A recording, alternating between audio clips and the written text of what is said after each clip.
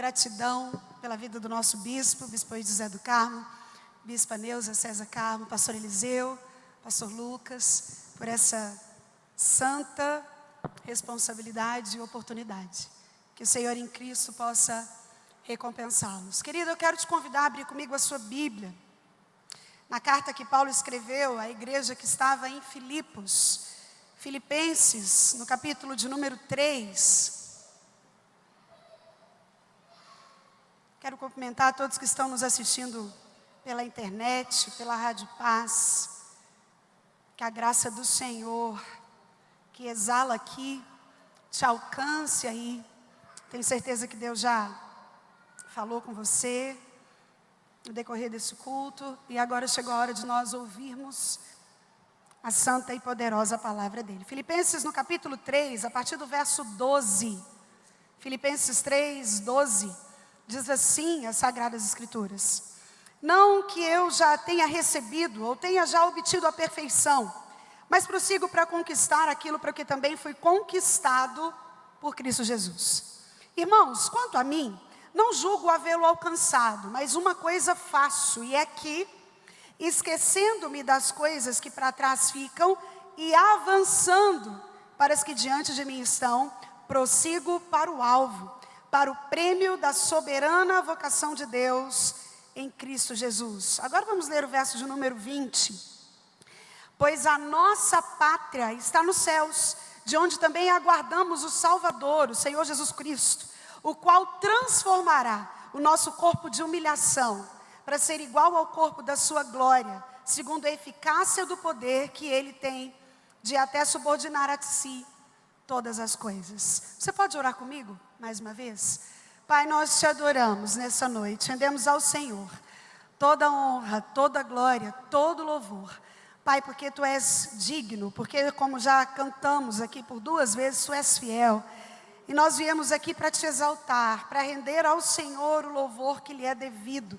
Obrigado por esse santo privilégio que o Senhor nos dá de nos reunirmos uma vez mais, como igreja do Senhor neste lugar. Pai, agora em que nós abrimos a Tua palavra, sabendo que dela emana poder, Deus, poder para exortar, para curar, para libertar, para ensinar, para encorajar. Deus, a nossa oração é que o Senhor faça isso, de acordo com a necessidade de cada um que o Senhor trouxe aqui nessa noite. Pai, quanto a mim, mais uma vez confesso a minha completa dependência do Senhor, para ministrar essa palavra, que somente a Tua voz seja ouvida no nosso meio. Fala com a Tua igreja, Senhor. É a nossa oração em nome de Jesus o Cristo. Amém. Um homem chamado Og Mandino escreveu um livro muito famoso que se chama O Maior Vendedor do Mundo. E nesse livro, em uma das suas páginas, ele convida o leitor a viver passos para o entusiasmo, para o positivismo, para acordar alegre, para acordar com o pé direito. Então ele fala, olha, se você quer viver uma vida positiva, ao acordar pela manhã, compre o jornal da sua cidade, mas não vai começá-lo a lê-lo pelas páginas políticas, porque pode ser que você vá se entristecer. Também não comece a ler pelas páginas econômicas, porque pode ser que você tenha algumas surpresas que você não vai gostar. Também não comece a ler pelas páginas esportivas, porque você pode se deparar com o seu time estar perdendo. E aí você também não vai acordar tão positivo e tão otimista assim. Se você quiser acordar otimista, diz Og Mandino, pegue o melhor jornal da sua cidade e comece a lendo pelo obituário. Comece lendo o nome das pessoas que morreram na sua cidade nesse dia. Quando você estiver lendo essa lista, você vai ter uma bela surpresa. O seu nome não está lá. E porque você está vivo, há esperança para você. Querida, eu comecei te contando a história de Og Mandino, o relato do seu livro, mas eu quero conversar com você nessa noite sobre esperança, sobre recomeços, sobre aquilo que o Senhor nos promete na sua palavra, sobre a forma como o crente encara as adversidades da vida, sobre a forma em paz, não sem aflições, não sem alguns temores, que nós enfrentamos situações tão adversas como essa. Existem mais de 3 bilhões de pessoas no mundo em isolamento social. Nós estamos enfrentando uma pandemia histórica. O que nós estamos vivendo nunca dantes foi visto. Já houveram outras pandemias, mas nunca algo que promovesse aquilo que está acontecendo agora. Nas outras pandemias, a característica do isolamento colocava de lado os doentes. Nessa pandemia do coronavírus, são os saudáveis que estão em isolamento social. Somos você e eu, que precisamos ficar em casa, exatamente para que o vírus não prolifere. Mas eu quero, à luz da palavra de Deus, e se você puder, deixe esse texto aberto, porque eu quero meditar com você sobre como é que um cristão recomeça. A verdade é que, independente de pandemia, nós sempre precisamos recomeçar. Algumas vezes precisamos recomeçar no trabalho, outras vezes é a vida espiritual que está morrendo e a gente precisa recomeçar. Outras vezes é a família, os relacionamentos dentro da família de origem não estão assim como deveriam ser e a gente precisa recomeçar. Outras vezes é a vida financeira, a gente precisa dar um recomeço porque alguma coisa não foi bem. Outras vezes é a saúde emocional ou física que é deteriorada e nós precisamos de recomeço. Mas uma coisa nos faz iguais nessa situação de pandemia. Todos nós, de uma forma ou de outra, em uma área ou outra, vamos precisar recomeçar. Quem sabe você já está vivendo essa necessidade de recomeço. Sabe o texto que nós lemos, a carta que Paulo escreve à igreja que estava em Filipos? Tem algumas características até chegar no capítulo de número 3. No capítulo 1, Paulo fala sobre a supremacia de Cristo. Depois você pode conferir isso na sua casa. Ele fala sobre como tudo deve ser deixado de lado em razão do que Cristo é. No capítulo 2, ele vem nos falar sobre a primazia do outro, sobre a importância de nós servirmos o outro, entendermos que o outro é mais importante do que nós. E aqui no capítulo 3, há como que uma biografia do apóstolo Paulo. E é sobre isso que eu quero conversar com você. Paulo fala aqui sobre as características do seu passado, ele vai descortinando o passado, ele nos revela o seu presente e ele projeta o futuro. Já diz o filósofo que a vida sem ser analisada não vale a pena ser vivida. Mas o filosofia nem precisava falar disso, porque a Bíblia investe um livro todo, que é o livro de Eclesiastes, só nos lembrando da importância da autoanálise, de nós percebermos como é que nós estamos vivendo a vida. E aqui Paulo, no capítulo 3, faz uma biografia da sua vida. Ele nos relata o seu passado, tudo aquilo que ele abriu mão por causa do Evangelho. Ele nos fala o que ele está fazendo no presente, que foi o texto que nós lemos. Ele compara a sua vida presente a uma corrida de atletismo. Paulo utiliza algumas vezes dessa figura, desse exemplo.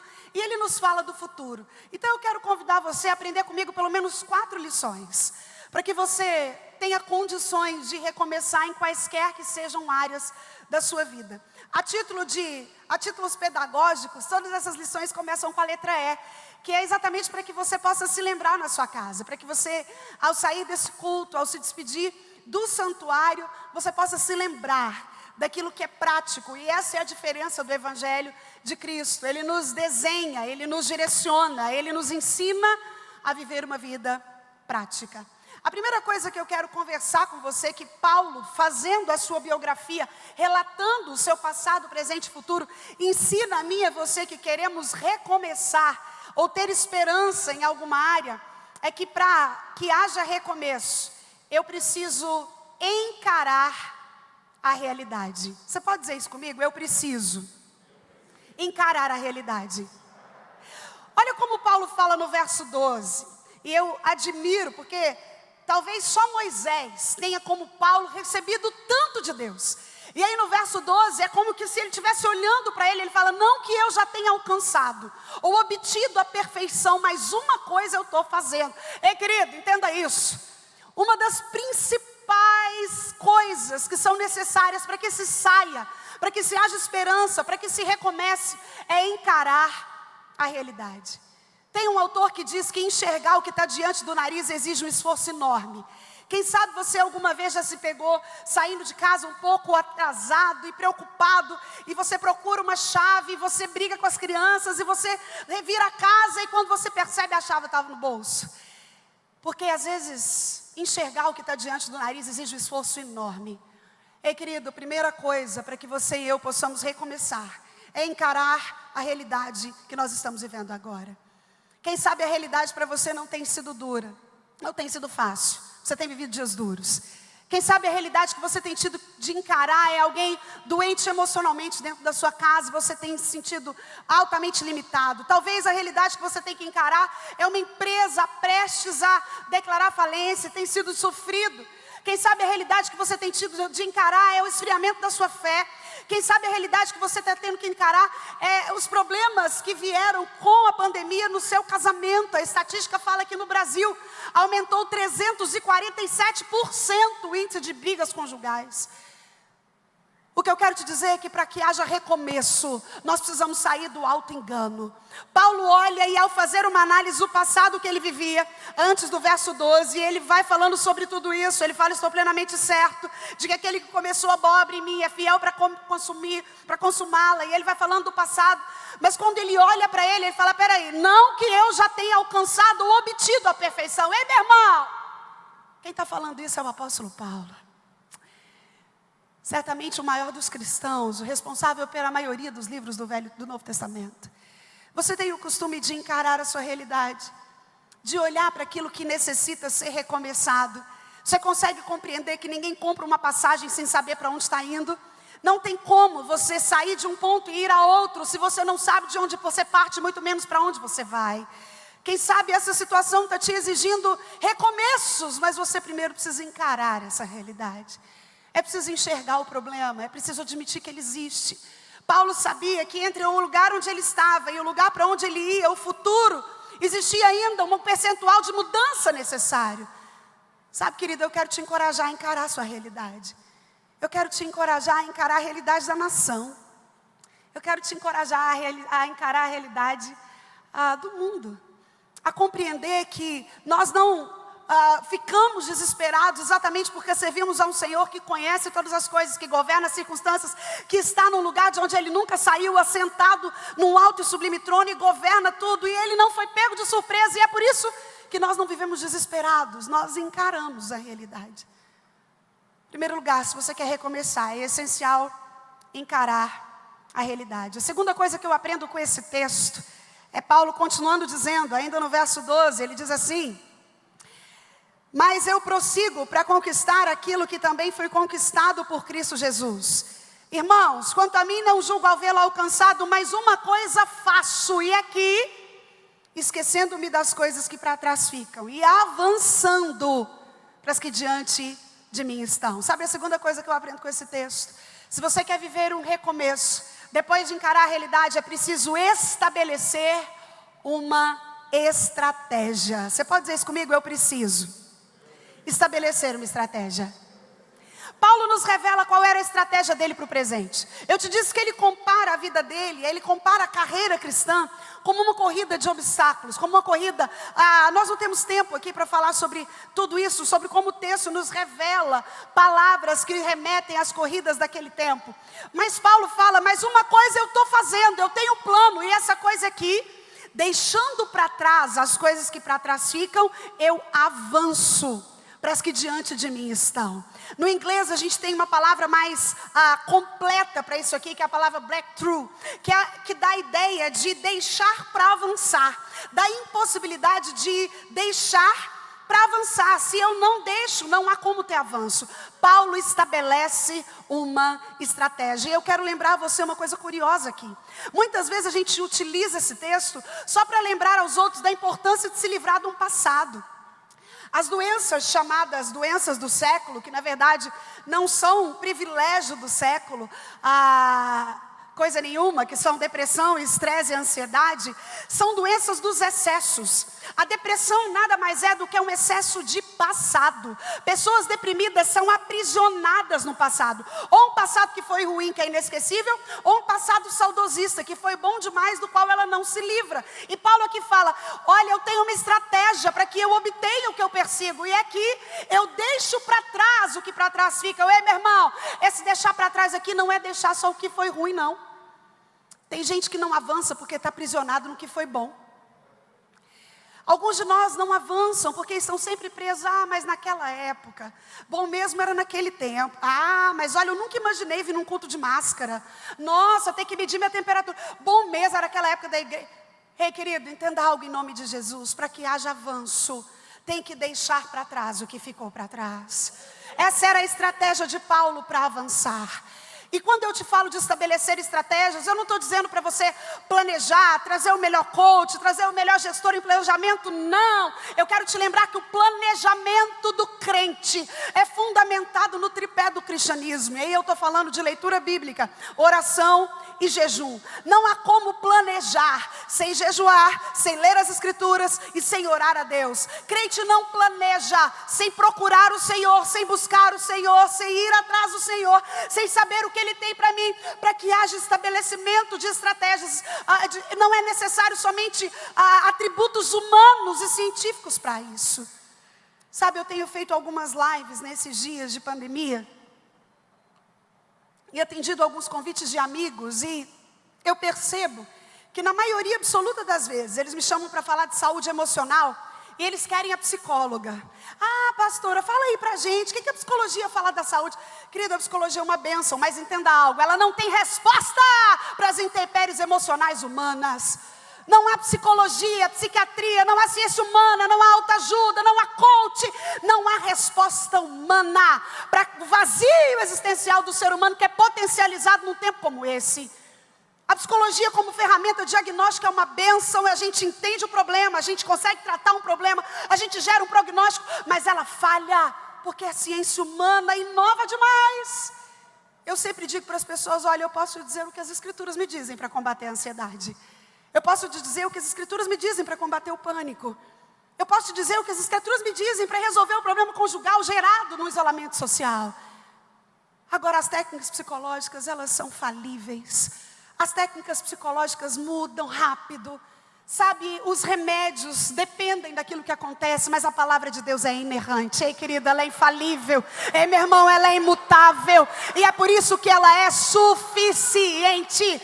Se você quer recomeçar, é essencial encarar a sua realidade, entender o que está acontecendo depois. Estabeleça uma estratégia firmado no tripé do cristianismo. Ore, jejue e leia as escrituras. Meu irmão, não há vida cristã sem essas coisas. Eu não preciso te lembrar o que cada uma delas representa. Leitura bíblica é essencial, porque por mais que um culto desse seja uma bênção para você, ele é sobremesa. O arroz com feijão é lá na sua casa. É no seu secreto. Sabe, querido, o secreto não é um lugar. O secreto é um relacionamento.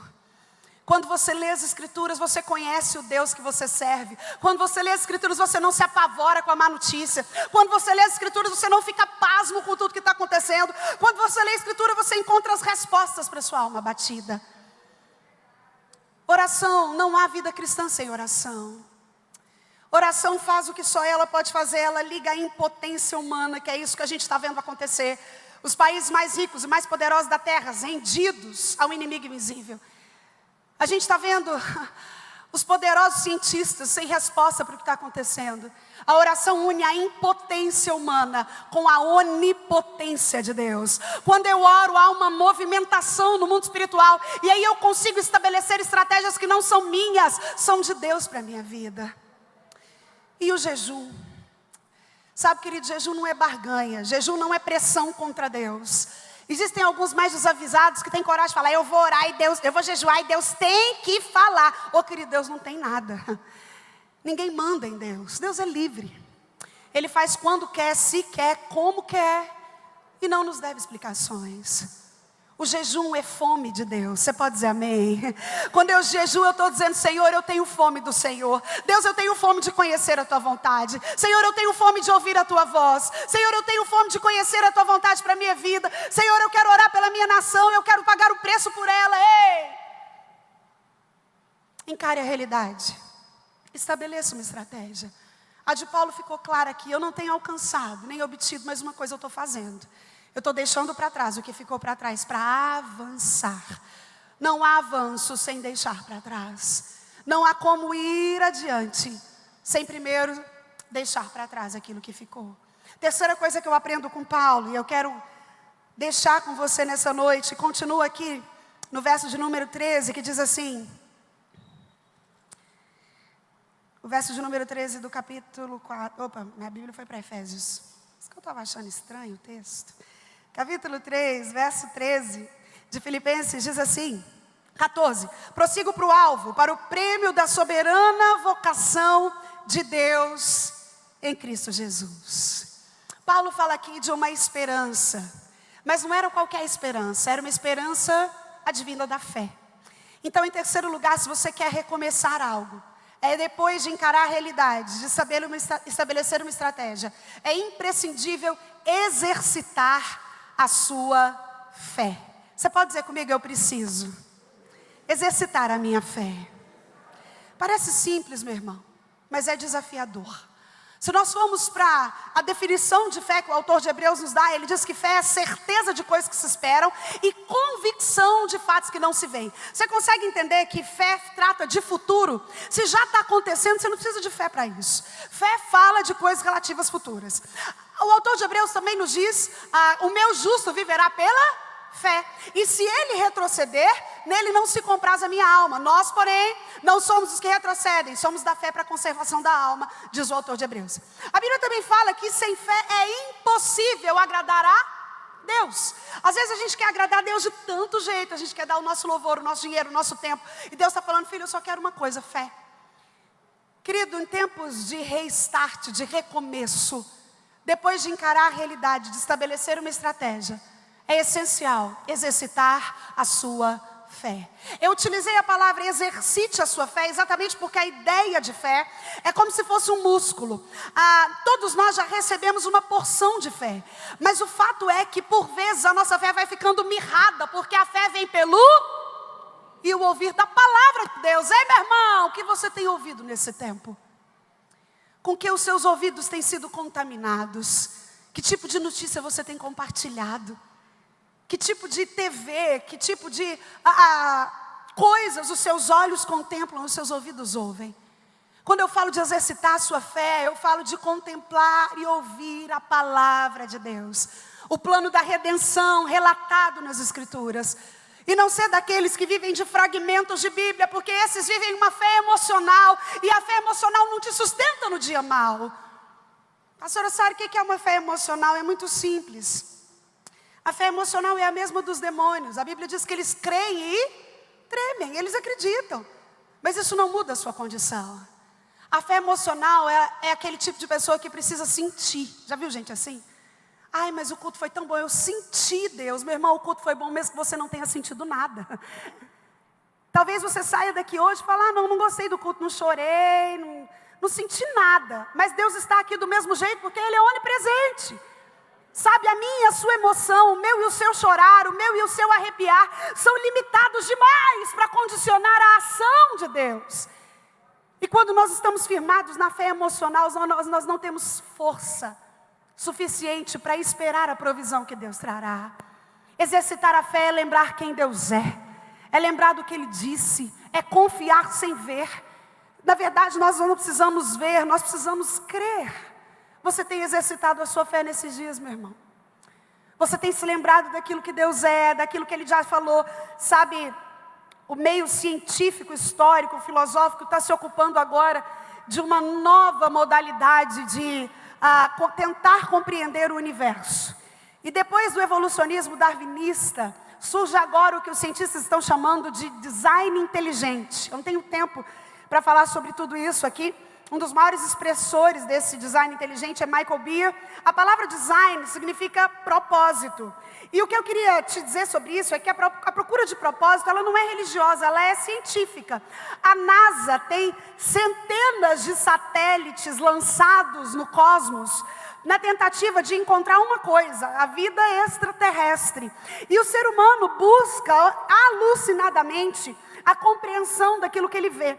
E o design inteligente, ele traz a ideia de que Darwin não conseguiu explicar tudo, de que a evolução não explica tudo, de que aquilo que a gente vê não tem outra explicação senão o dedo de um design inteligente. Eles não falam o nome de Deus, mas tudo sugere para alguém que criou todas as coisas. Sabe o que eu estou querendo te dizer?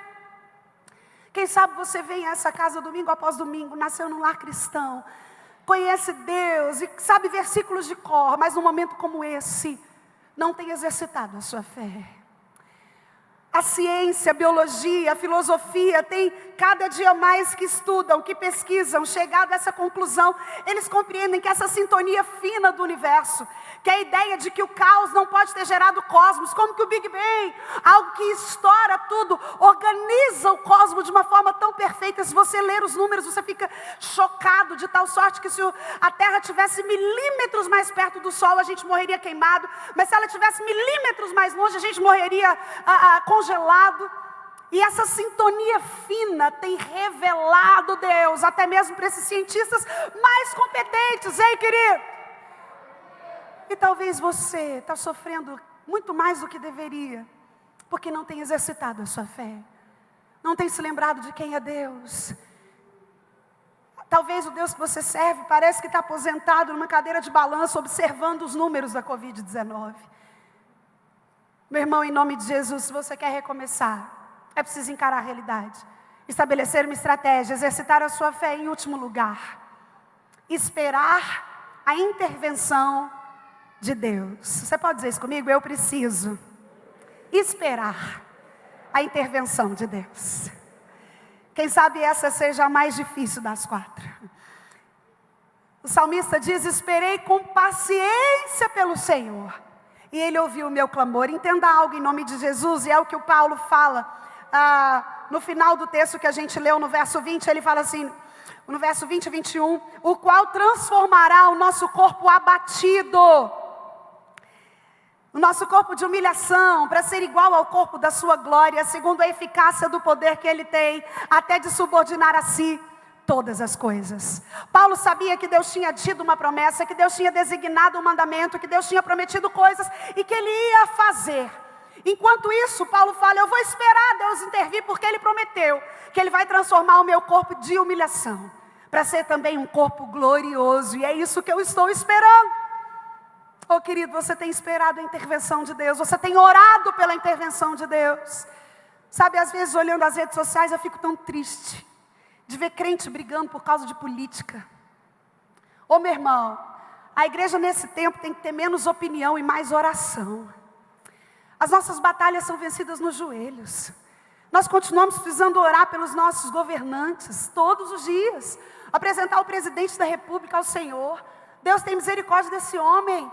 Senhor, e aí, enquanto eu oro, eu espero a intervenção de Deus. Nós podemos orar, Deus abrevia os dias desse vírus, mas esperar a intervenção de Deus, entenda isso. Deus trabalha numa relatividade de tempo diferente da nossa. Deus trabalha no Kairos, nós estamos restritos ao Cronos. Aqui no Cronos, o ano tem 365 dias, no caso de 2020, 366. Uma semana tem 7 dias, um dia tem 24 horas, uma hora tem 60 minutos. E nós estamos restritos a esse tempo. Mas Deus trabalha no Kairos, e no Kairos há a eternidade de tempo. Querido, você consegue compreender a eternidade? Não, nenhum de nós conseguimos. Vou te dar uma noção de como nós somos pequenos com relação àquilo que é o conceito de eternidade. Se eu tiver 1 milhão e tirar 100 mil, eu fico com quanto? 900 mil. Mas se eu tiver eternidade e tirar dela 1 milhão, quanto me sobra? A eternidade. Se eu tiver eternidade e tirar dela 3 trilhões, quanto me sobra? A eternidade. Se eu tiver eternidade e tirar ela 100, quanto me sobra? A eternidade. Você consegue entender isso? Deus trabalha num tempo eterno. O tempo dele é diferente do nosso. Sabe o que acontece? O milagre na minha vida, na sua vida, no Brasil, no mundo, a cura da Covid-19, acontece quando o tempo de Deus, o Kairos, se encontra com o nosso tempo, que é o Cronos. Oh querido, depois de encarar a realidade, estabelecer uma estratégia, exercitar a sua fé, é imprescindível esperar a intervenção de Deus. Esperar sabendo que Ele vem e não tardará. Esperar sabendo que em breve Ele se levantará. Esperar sabendo que Ele é fiel, como nós cantamos, e não nos deixa desamparados. Esperar sabendo que Ele tem o controle de todas as coisas. Ele reina soberano sobre os 4 cantos da terra. Esperar sabendo que a gente não precisa ficar preocupado com o que vai ser, mas em cumprir aquilo que a gente já sabe que é. Você consegue entender a diferença? Quantas vezes a gente fica tentando, Deus, mas o que o Senhor quer? Deus, mas... escutando terroristas do caos, gente querendo prever dia, Jesus vai voltar a tal hora e vai tudo escurecer. Ô meu irmão, se detenha com aquilo que Deus já deixou, que são as Escrituras Sagradas. Enquanto você espera a intervenção dele, dedique tempo em conhecê-lo. A minha vida e a sua não é um barquinho solto à deriva no mar da vida. Sabe, Deus nunca nos prometeu um voo tranquilo, mas Ele nos prometeu um pouso seguro. Ele sabe para onde está nos conduzindo, Ele sabe quando pousar, aonde pousar. Ele sabe o que fazer. Certa vez um rapaz entrou, foi admitido, novo num quartel, e o comandante daquele quartel tinha o costume de todas as vezes fazer um trote com os novatos, e o trote naquele dia era para que ele dirigisse um jipe. E ali ficaram todos aqueles amigos dele, aqueles que já eram de algum tempo ali observando e rindo. E ele chegou para o comandante e falou: comandante, mas eu não queria dirigir porque eu não sei dirigir, eu ainda não tenho carteira. E o comandante falou: não, é uma ordem, se você não dirigir, você não vai ser admitido. E ele falou: mas eu nunca dirigi antes, eu não sei como fazer. Então aquele comandante falou: é uma ordem, ou você dirige ou você não é admitido. Aquele rapaz então, ainda com as mãos trêmulas, pegou a chave do jipe. E todos os amigos, todos os veteranos ali reunidos junto com o comandante. E aquele rapaz, de uma forma totalmente desavisada, deu partida naquele jipe. Deu partida no jipe e muito dificilmente ele conseguiu ir andando e deu uma volta no quarteirão. E quando ele voltou, o comandante junto com todos os veteranos estavam ajoelhados e choravam. E ele não entendeu aquilo. E o comandante chegou até ele e falou: rapaz, de onde você vem? Ele falou: eu venho daqui de perto, eu sou um menino criado na igreja, eu nunca dirigi antes, eu não sei dirigir, eu não sei mentir. E ele falou: menino, nós acabamos de contemplar o maior milagre, porque esse jipe que você dirigiu não tem motor. Ei, querido, entenda algo. Por mais que pareça que o jipe da humanidade está sem motor, há um Deus que não precisa de motor algum para dar partida nesse jipe. A minha e a sua parte, encarar a realidade, estabelecer uma estratégia, exercitar a fé e esperar a intervenção de Deus. Feche os olhos em nome de Jesus. Eu quero orar por você e com você. Quero aproveitar para fazer um convite. Eu sei que há pessoas no nosso meio que talvez não tenham ainda entregado a sua vida a Jesus e está tentando dirigir esse jipe sem motor e não sai do lugar. Mas hoje Jesus te chama. Há alguém no nosso meio que quer entregar a sua vida a esse Senhor e Salvador, a esse que te ajuda no recomeço, a esse que te dá estratégias, a esse que te auxilia no exercício da fé, e a esse que nunca você se arrepende de esperá-lo. Nós vamos orar e eu gostaria que você, se ainda não entrega a sua vida, não tem a sua vida entregue a Cristo. Quem sabe você está lutando aí com esse avião turbulento, que não sabe onde pousar, quando pousar, se vai conseguir pousar.